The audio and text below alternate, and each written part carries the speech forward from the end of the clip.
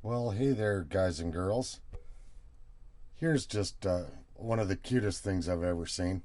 It's a Sears Silvertone, and I believe this model is the 2016. And if that doesn't say I belong on the counter of a kitchen in the 1940s or 50s, I don't know what does. I just love the way that this radio looks. This is going to be the next one in the series. And the series is on All American 5 radios. This one's a little bit of a cheater because it's an All American 6 instead of an All American 5. It has an extra RF amplifier in it, which is kind of a wonderful deal. So let's take a look at it, and we'll get it apart here and see if there are any deal breakers. So I think first order of business is going to be to take off these knobs like so. Set those aside. You can see that we've got a little bit of cleanup to do here too. Now what I'm going to do is turn this thing on its back. We'll come back and take out the screws on the bottom. Well, good news. Somebody was smart enough to cut the cord off of it instead of letting it destroy itself. Hopefully that's the case. That's what I mean when I say we'll take a look for some deal breakers and see what the deal is.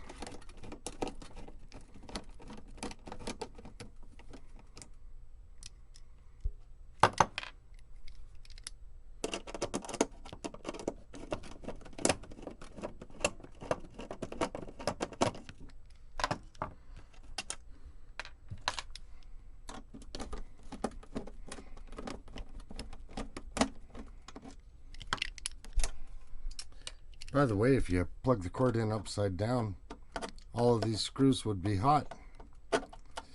Worst part is, the cord didn't have a neutral prong on it, probably originally, so you were left to guess which, you had a 50% chance of getting it right, and if you'd have touched those screws, you'd have gotten the shock of your life. We'll come back here in a second when we get it out of the cabinet. So here's the All-American 6. Of course, this has 6 tubes in it. And we've got a 12BD6 for an RF amplifier and a 12BD6 for an IF amplifier. And then we've got a 12BE6 for the converter, mixer, oscillator, whatever, however you want to refer to that. And we've got a 12AT6 for the detector and a 35C5 for the audio output, detector here, audio output here. And then there's a 35W4 rectifier that's missing because I robbed it to put in my Zenith. It got some kind of a special edition here.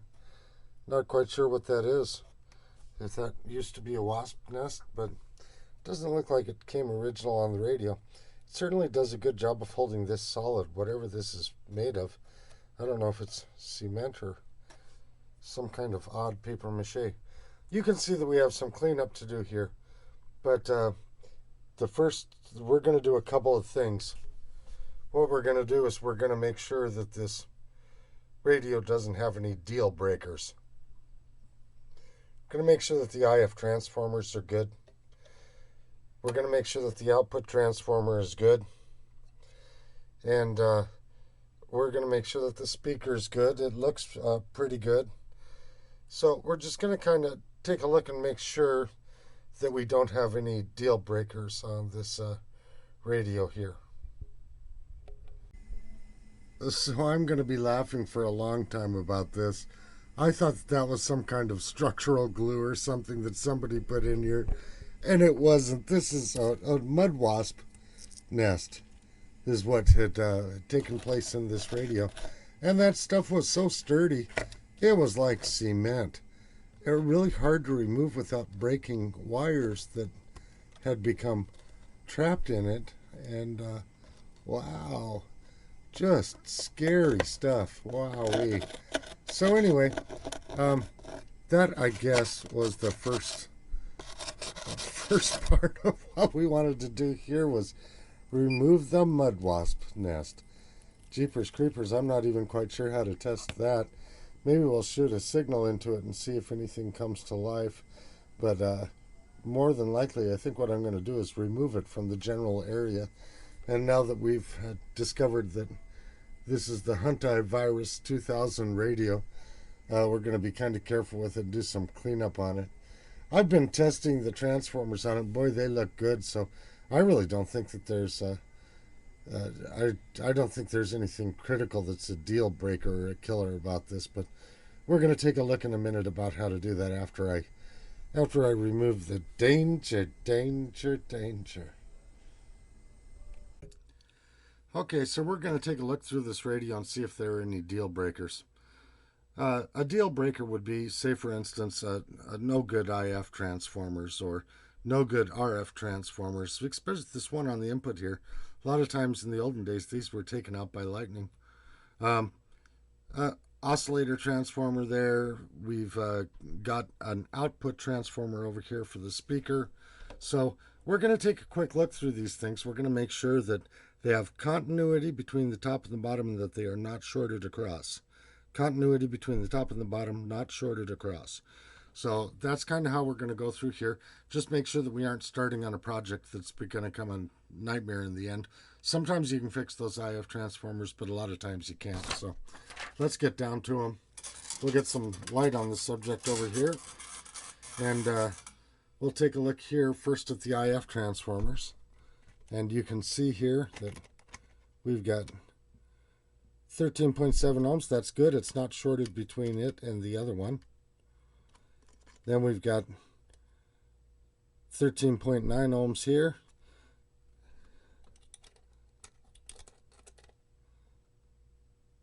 $14.5 here, not shorted between the other one. Then we've got 14.1 there. That's looking good. Let's take a look at this RF input transformer here. And let's see here. Go between here and here. No, that isn't it. Just a minute here. There we go. We got 8.2 ohms there. Not really shorted to the other one. That's huge resistance. Then over here, we've got 2.3 ohms. That looks good. Here, it's the oscillator transformer here. 0.9. Not shorted between the other ones. Those are meg ohm readings there. And then here, we've got 6.7 ohms. So we're all looking good right there. And let's come over here and take a look at our output transformer across the primary of it. 179 ohms, not bad. And I've already looked at the other side here at the secondary and the speaker. It looks good as well. So I think that we've got a good radio here. And then of course we start looking at some of these resistors there. Allen Bradley's, not too bad. 1K ohm resistor here. Yeah, 1.1K, not bad. 330K it looks like here. And we got 372. That seems a bit high, but it is a 20% resistor, so I'll take a look at that. We got 150. 164, not bad. 68 ohms here, looks like.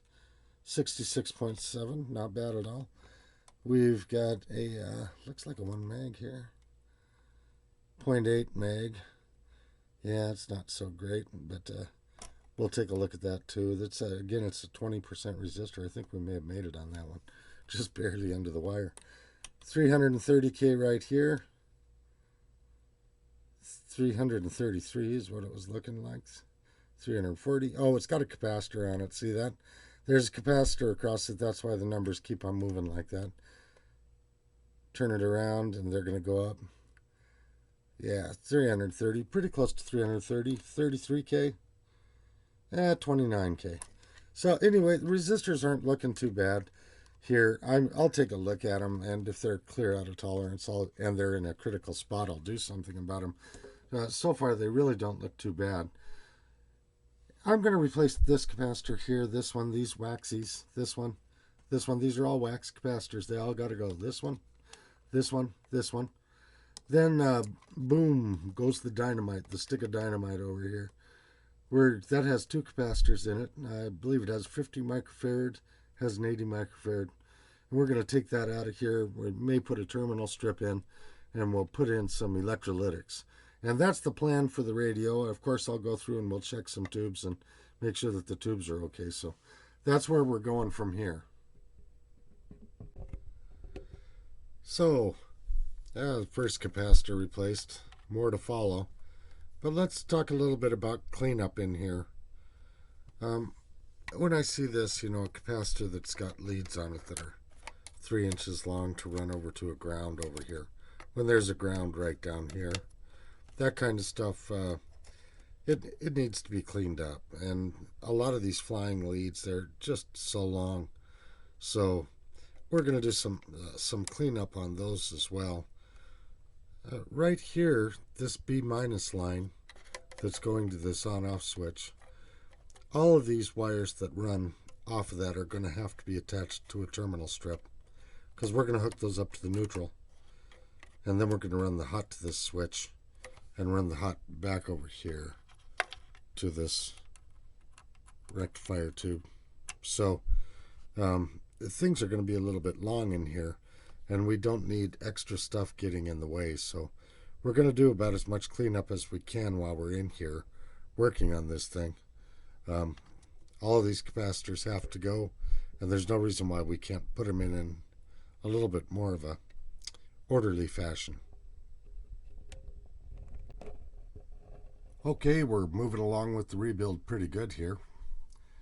We've replaced this capacitor over here, this one, this one, this one, this one, this one, and this one.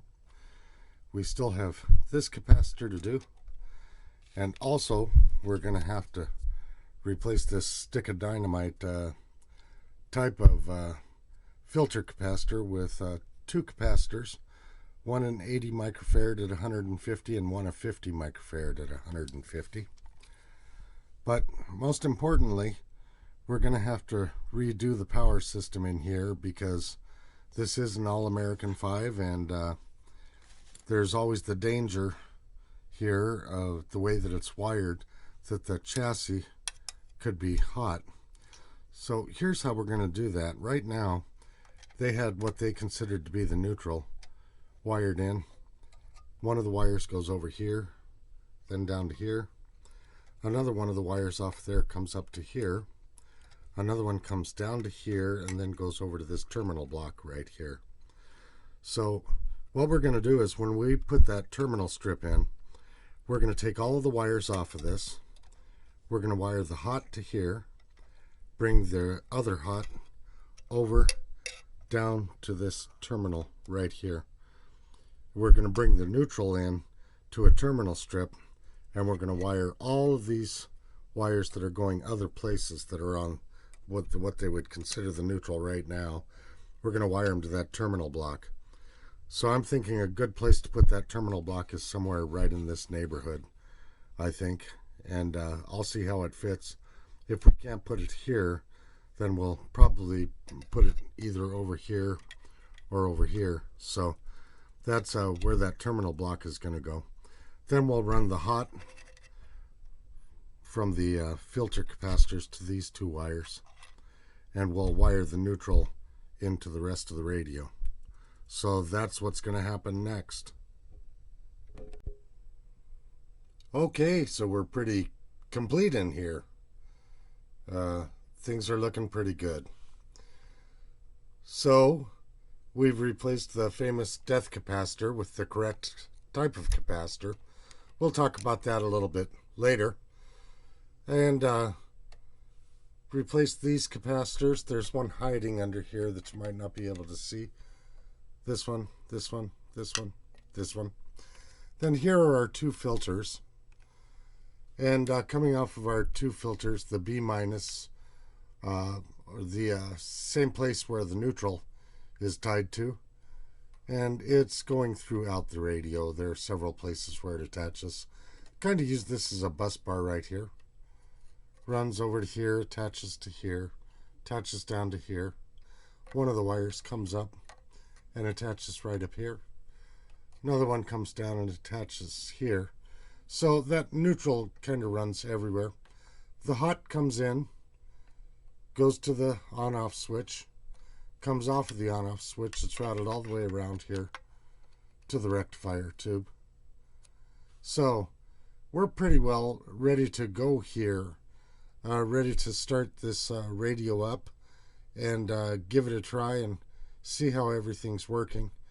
Now, I'm going to have to do an alignment on this radio.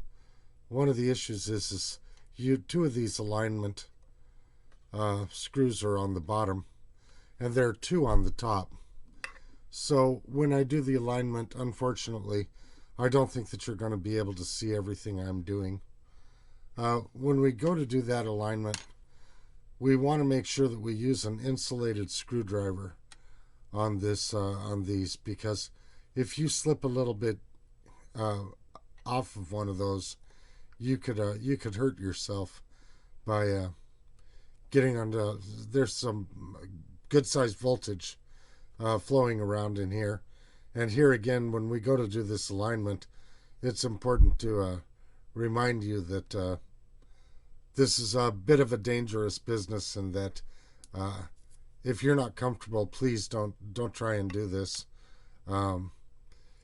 If you do it, you're doing it at your own risk. Okay, we're bringing up power on this radio, and oh, by the way, I'm using an isolation transformer here. Don't work on these radios if you don't have an isolation transformer. It could turn out very badly. So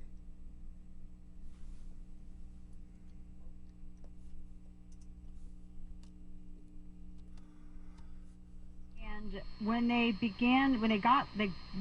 got Lum, and when they began to question him, he started hallucinating or maybe making it up about objects that weren't there.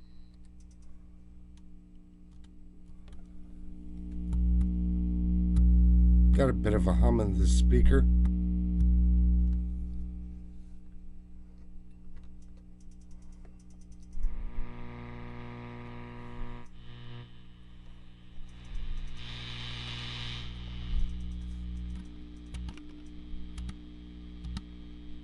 And that hum is coming from the output section. I think I'm going to check out that 35C5 back here, that power tube, because there's no excuse for this to be humming like that when the volume is turned down. So let me give a check on that, and then we'll be right back. Okay, so I've replaced that 35C5, and that's done away with the hum. And by the way, I wanted you to know that when I was testing that 35C5, I found out that it had a heater to cathode leakage, and that's not a good thing. That's where that hum was coming from. The heater, the AC voltage from the heater, was working its way onto the cathode. But this radio cleaned up pretty nice, and counterterrorism coordinator says that may not matter. Even if there was no intent to provide them to a foreign power. So this radio has worked out pretty nicely. And if you remember what this looked like in the first when we first got it taken apart, it's really turned out to be kind of a pretty radio. And of course, one of the things that helped was removing the mud wasp nest from the back over here. So one of the things that frustrates me a little bit about this radio is this outdoor carpet that's on here. And I'm thinking, well, some guy just stuck that on the radio. Then I went out on the internet and I started looking, and no, that's the way that this radio came. So to keep it original, I'm going to leave that on there, but I hate to, because the contrast between the dial pointer and the back of this is just so poor.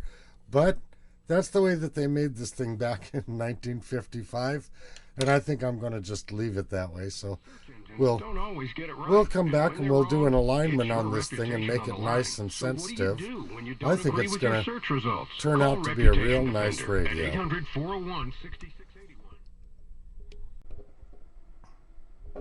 Okay, so as we get ready to do this IF alignment, we've got the signal generator set up here for 455 kilohertz at 50 millivolts, and it doesn't go much lower than that, unfortunately. We've got a modulation of 50% and a 400 cycle tone on that carrier. Now, I'm going to have to do adjustments back in here on this IF coil and also back here on this IF coil. They're kind of hard to see. You're not going to probably be able to see those because I have to go back and forth between the top and the bottom. Over on the top, it'll be this IF coil and this IF coil. I'll be using an insulated screwdriver here so that I can't get shocked. I'll also be running off of a isolation transformer. We'll have the Hewlett-Packard 410B here hooked up to the automatic gain control line. We'll be feeding the 455 kilohertz signal into pin 7 of the converter, and then we'll be taking the AGC line right here to the voltmeter, and all of these things are basically grounded to B minus, the circuit ground, not the chassis ground. So that's the way that it's going to be, and we'll move forward with the alignment now, and you can kind of keep an eye on the meter as the stuff goes on here. Okay, so we're going to get started here on the first IF. We're going to watch the meter for peaking of the AGC, which is a negative voltage.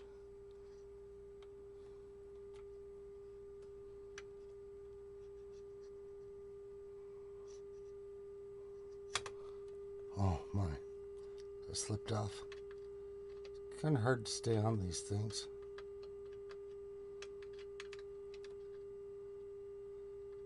It helps if you're not blind. Too bad.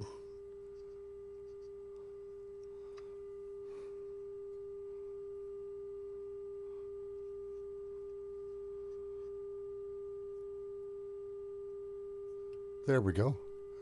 We're peaked on the top one. Now let's take a shot at the bottom one here.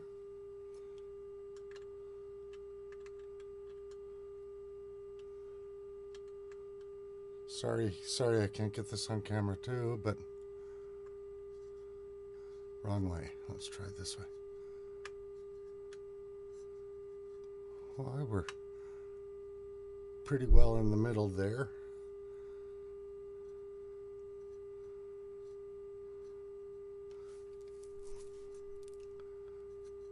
Yeah.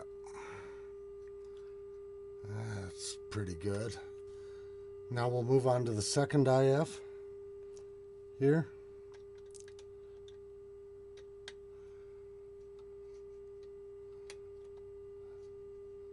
Getting a little bit out of that.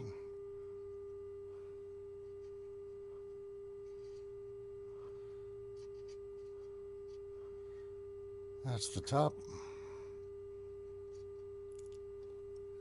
Now let's move to the bottom of the second IF here.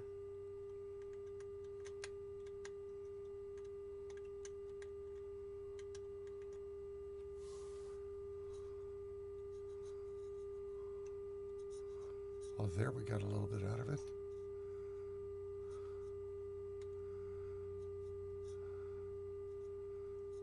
There we go. We're looking for a peak on that meter. Right there. Okay, that was the bottom of the second IF. Now we're going to take one more run through them.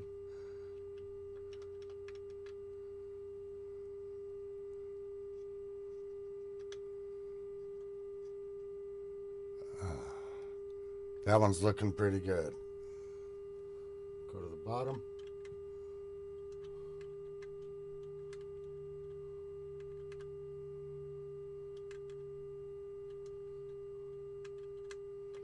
If I can get on it. There we go.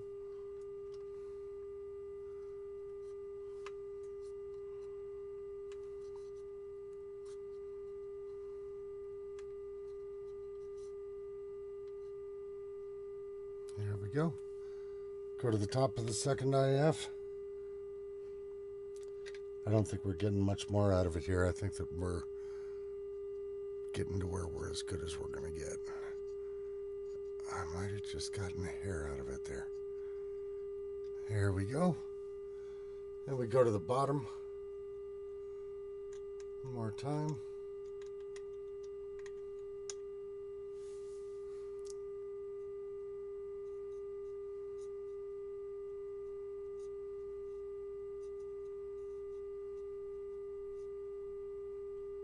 There we go. So that will conclude the tuning of the two IF sections to 455 kilohertz. And that'll be that. Now we'll come back and we'll do a radio frequency alignment and RF alignment on the input stages here.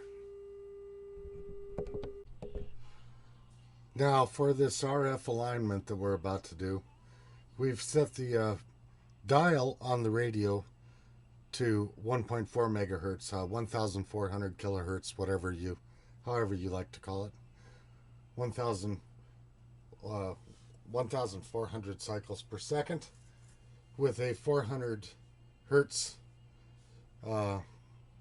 tone on it, modulated at 50%.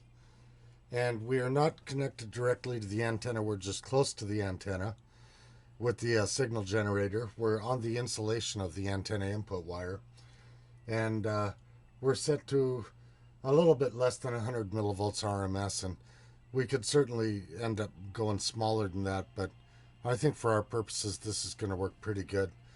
We're going to start adjusting these screws on the top of the air gap capacitor, and as we adjust these screws right now, you can hear we've got a radio station coming in. And what we should have coming in is a tone. So hopefully as I adjust these screws in order, we'll get that tone and start to... There we go. There the tone's coming. And you can see the... let's try and peak that here.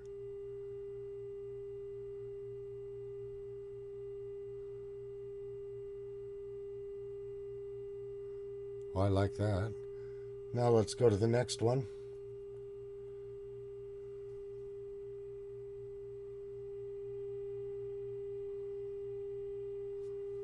I'll turn down the volume a little bit.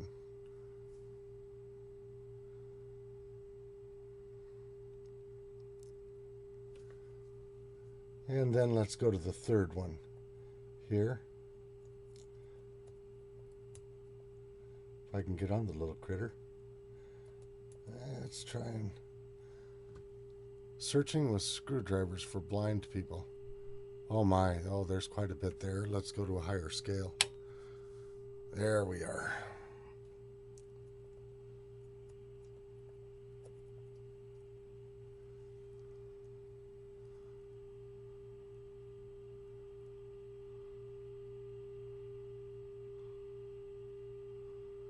There we go, get that all peaked up like that. Now, you know, I think if we were on the other scale, we'd be right off the scale. Yeah, look at that. So now let's try and knock down our voltage a little bit. And then we'll do another tune through these just to try and make it as sensitive as possible. So I'm going to knock this off for a second. I'm going to come in here. I'm going to put in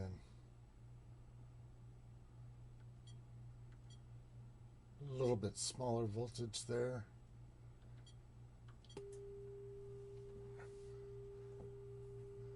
Now let's try this one more time and just try and get the best sensitivity that we can out of this.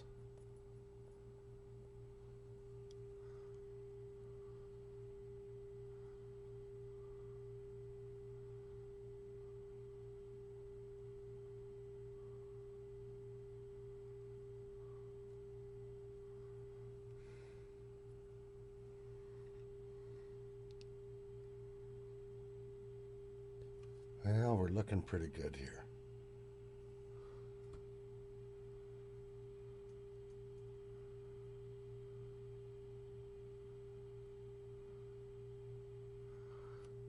take one more run through here. Hopefully it doesn't just get worse and worse every time I do it, right?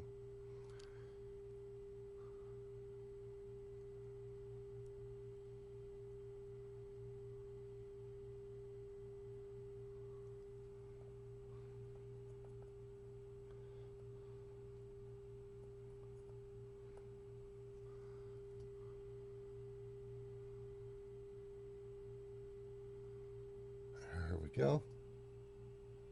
One more.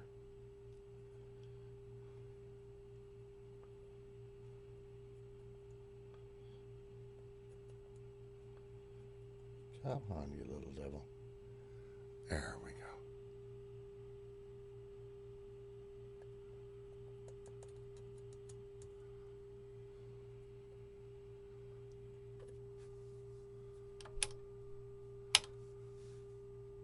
Yep, here we're looking good. So that'll take care of the RF alignment for this thing, and I think that the only thing left to do here is to put this into the cabinet and see how it sounds. So hey guys, we're going to test this thing for isolation. First things we're going to do is we're going to hook up our ground of our meter to the ground of this signal generator. Then we're going to prove to ourselves that it's a ground that's connected to the wall by checking the ohms between the ground on the signal generator and the ground on this oscilloscope. You can see that we have 1.1 ohms, 1.0 ohms. So we've got a good ground there. Now that we know that we've got a good ground, what we're going to do is we're going to go over to AC voltage. We're going to test this thing for isolation. What I'm going to do is I'm going to put this clip lead on the positive side of this. Just a second here. Now, this clip lead is connected to the chassis of the radio. What we're going to do now is we're going to plug this radio right into the wall. We aren't going to plug it into an isolation transformer. We're going to plug it into the wall, and we're going to see if there's any voltage between the ground of the signal generator, which is the ground in the wall, and the chassis. So what we want to see is we want to see no voltage or just phantom voltage there. And we're going to plug it in straight up to the wall. If I can get it in here, we got to get it in the right way. There we go. Now, first we're looking at the voltage with the power turned off, because these can shock you either way with the power turned off or the power turned on. Then we're going to turn the power on, and you'll notice we still only have phantom voltage, 0.7 volts AC. We don't have 121.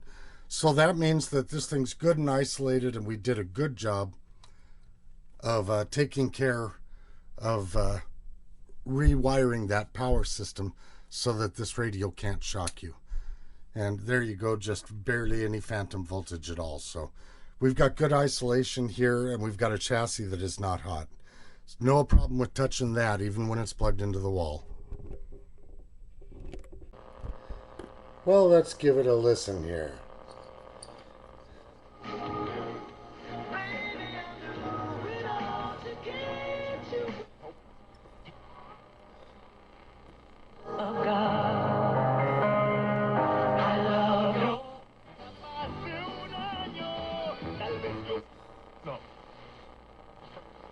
The other day.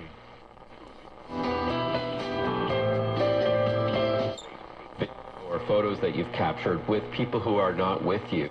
That, you know, pick up the phone and hear that we've so brings you the best our region has to offer. It's absolutely stunning. The incredible. Oh, I got a double eagle.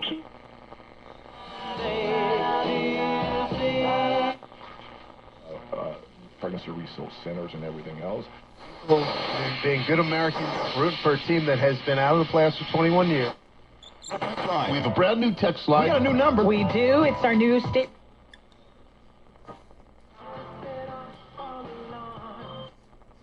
I'm just a tireless, unselfish public servant, and I know no one could quite do it like me, so I'm just going to keep... Seahawks. Fly Field.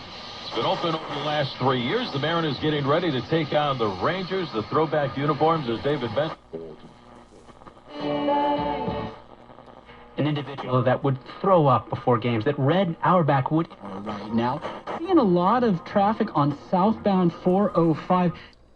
So there you have it. The Sears Silvertone 2016. We'll take a recap of what all we've done here. So let's take a recap of what we've done. So we replaced the capacitor down here, the AGC voltage holding capacitor. We replaced this capacitor down at the bottom of the volume control. Also, this coupling capacitor that comes off the wiper of the volume control. We replaced this capacitor on the tone control, the coupling capacitor to the grid of the 35C5 output tube, the capacitor that goes across the primary of the output transformer. And also, because this 35C5 tube had a leakage between the heater and the cathode and was humming, we replaced that tube. By the way, this is a Sears 132-40-500 chassis, and the tag on the chassis said it was a 132-031, which it was not. The power supply, before we worked on it, had the problem of having a line cord that was not polarized, and moreover, so you could have easily run the hot wire to the ground, the circuit ground, and so we rearranged that so that the hot wire goes to the power switch, and then it goes to the 35W4 the rectifier tube instead of going to ground. The neutral wire will go to ground, and also we replaced this C12 capacitor. It's a critical component choice for that capacitor because you don't want a capacitor that can fail shorted from the circuit ground to the chassis ground. So this was a XY capacitor here that can only fail open. And then we replaced these two filter capacitors. So that's the whole 9 yards of what was done to the radio. Thanks for watching. Have a good day.